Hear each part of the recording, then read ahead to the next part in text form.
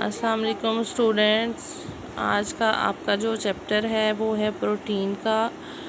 Protein हमारे ग़िज़ाई अज़्ज़ा में सबसे टॉप पर आती है। प्रोटीन सबसे ज़्यादा अहम ग़िज़ाई जुज़ तस्वुर किया जाता है। ये बेसिकली प्रोटीन यूनानी लफ्ज़ प्रोटीयूस से निकला है, जिसका मतलब है अव्वल हैसियत वाला या बुनियादी हैसियत वाला। हर जानदार का जिस्म खुलियात का मजमूआ है। खुलिये की ज़िंदगी का इन्हिसार प्रोटीन पे होता है। इसी तरह इंसानी जिस्म का हर हिस्सा, हड्डियाँ, पट्ठे, गोश्त, पोश्त, रगो रेशे और नाखून, खामरे वगैरह की तमीर का इन्हिसार भी प्रोटीन पर होता है। यूँ हमारे जिस्म का 1/3 हिस्सा प्रोटीन पर मुश्तमिल है। इट मीन्स के प्रोटीन हमारी ग़िज़ा का इतना अहम जुज़ तस्वर किया जाता है कि हमारी बॉडी में 1/3 हिस्सा जो है वो प्रोटीन का है। आपको इसके जो मीनिंग है उससे पता चल गया होगा कि इसका क्या मतलब है अव्वल हैसियत वाला। यानी इसकी सबसे ज़्यादा अवलीन हैसियत होती है, सबसे ज़्यादा बुनियादी हैसियत होती है। प्रोटीन के कीमियाई अज्जा में इसकी कंपोजिशन में कार्बन होता है, हाइड्रोजन होता है और ऑक्सीजन होता है। बेसिकली जितने भी ग़िज़ाई अज्जा हैं इनमें कार्बन, हाइड्रोजन और ऑक्सीजन ही होता है। लेकिन जो प्रोटीन है उसमें एक ग़िज़ाई जुज़ होता है, एक इजाफ़ी जोर होता है जिसको हम नाइट्रोजन कहते हैं, जो नशोनुमा और तमीर में दरहकीकत एक लासानी मुकाम रखता है। इसी नाइट्रोजन की मौजूदगी में प्रोटीन या प्रोटीनी ग़िज़ाओं की ख़ुसूसियात को दूसरे ईंधन वाले अज्जा, कार्बोहाइड्रेट और प्रोटीनियात वगैरह से मुनफरिद करती है। प्रोटीन में नाइट्रोजन के अलावा चंद अहम नमकियाती अज्जा मसलन सल्फ़र, फास्फोरस, आयरन और आयोडीन भी मौजूद होते हैं। और प्रोटीन के कीमियाई अज्जा जो हैं आपको मैंने बताया है, ये बेटे शॉर्ट क्वेश्चन है। कार्बन, हाइड्रोजन और ऑक्सीजन इसका फार्मूला है, लेकिन इसके अंदर एक इजाफ़ी जुज़ होता है जिसको हम नाइट्रोजन कहते हैं। नाइट्रोजन बाकी और किसी ग़िज़ाई जुज़ में नाइट्रोजन नहीं पाया जाता सिवाय प्रोटीन के।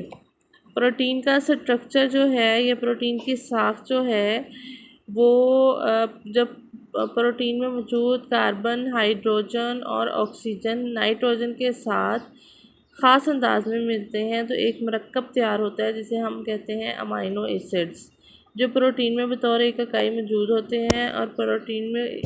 और प्रोटीन की साख्त ख़ुसूसियात के इन्हिसार इन्हीं अमाइनो एसिड्स की तादाद और इकसाम पे होता है, जो आपस में पेप्टाइड लिंक के ज़रिए रेल के डिब्बों की मानिंद जुड़े होते हैं और हाज़मे के दौरान यही पेप्टाइड टूटकर प्रोटीन को सादा शक्ल में तब्दील करते हैं। बेसिकली जो प्रोटीन है इसका जो केमिकल फार्मूला है, ये इसकी कंपोजिशन है, इसका स्ट्रक्चर है, वो हाइड्रोजन, ऑक्सीजन और कार्बन है। और जब उसके साथ नाइट्रोजन मिलती है और एक ख़ास अंदाज में मिलती है तो एक मरकब तैयार हो जाता है जिसको हम कहते हैं अमाइनो एसिड्स।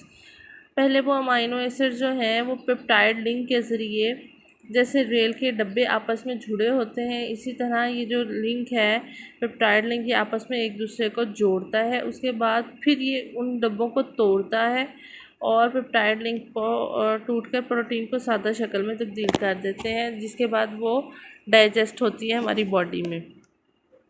प्रोटीन की भी दो इकसाम हैं, ज़रूरी अमाइनो एसिड्स, गैर ज़रूरी अमाइनो एसिड्स।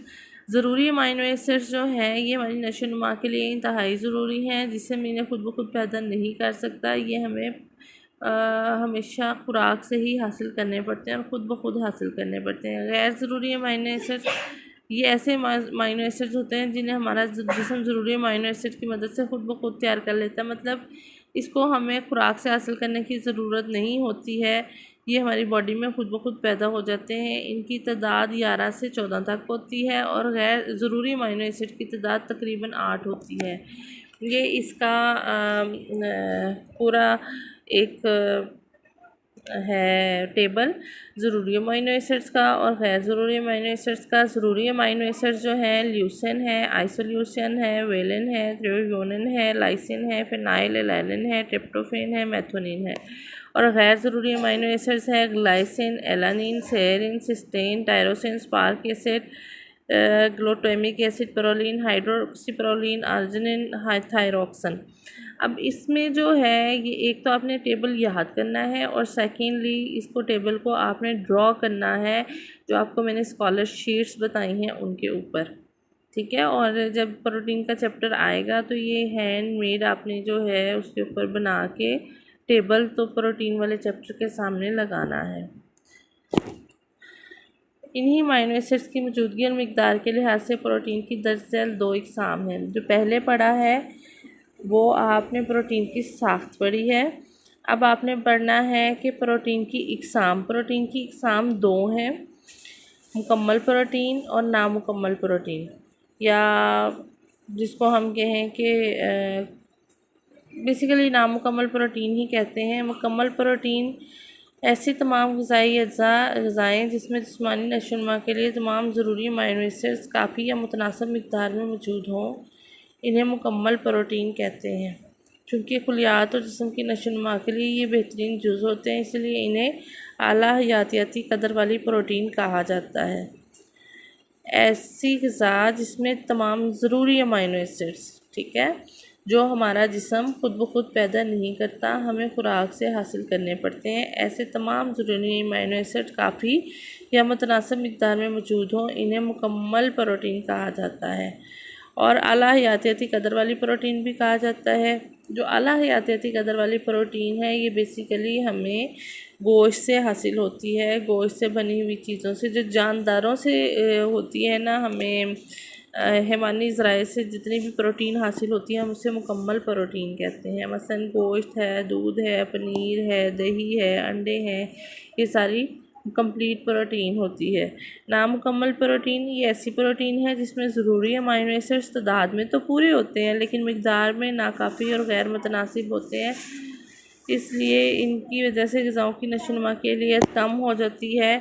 इन प्रोटीनी ग़िज़ाओं में तमाम नबाताती ग़िज़ाएँ शामिल हैं, मतलब जितने भी हमें पौधों से या नबातात से मिलती है प्रोटीन, उसको हम कहते हैं नामुकम्मल प्रोटीन, या ऐसी प्रोटीन जो हमारी ज़रूरियात को मुकम्मल तौर पे पूरा ना कर सके, ठीक है।